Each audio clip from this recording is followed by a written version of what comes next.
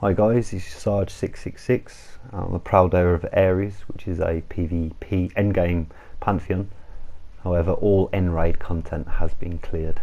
Have a quick little peek of this. If you are interested in hardcore PvP when it's opened, give us a shout. Other than that, I thought I'd give you a quick guide into how we cleared Avatar, and this video is purely tactics for the last boss. In this fight, it's not really something that you're going to overpower unless you got crazy prestige.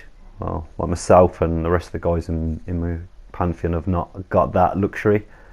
So you're going to have to learn how to dance, and this is how we tackled this situation.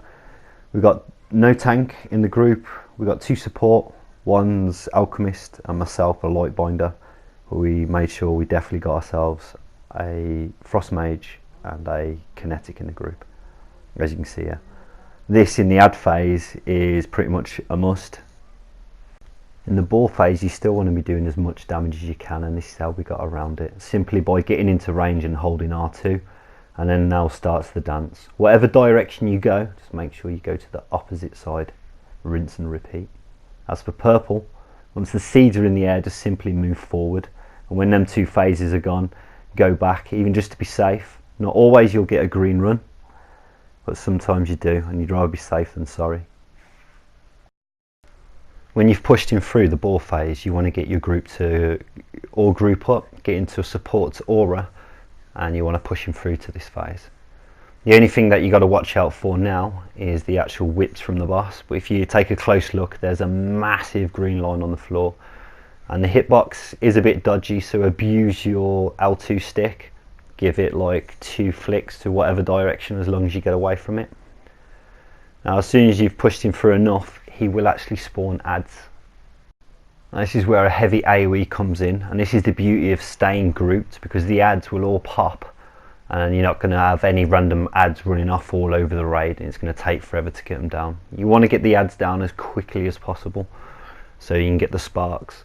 On this one, you actually get 2 sparks, and I highly recommend that you take 1 DPS takes a spark and 1 support takes a spark. The reason being is the support can give raid wide buff for everyone, and also the other god gets an extra 20% damage. Once you've mastered the dance with the balls and you get the boss through each transition, at 82% you'll start getting players grabbed by tentacles. Communication is key here, and it's an absolute must. It's no good having somebody in there and they're not being vocal. So as we're all pretty much grouped together, they do get instantly zerged down. So always in this phase, when you're waiting for ads, you're going to stay grouped, and just make sure you watch your feet and stay clear away from any green lines on the floor. And if anybody does get trapped, it is a must that you get them up straight away. Don't tunnel vision on any target. But your main priority has got to be ads. Enabling a support to take a spark has so many benefits for the raid, especially if they blow their ultimate.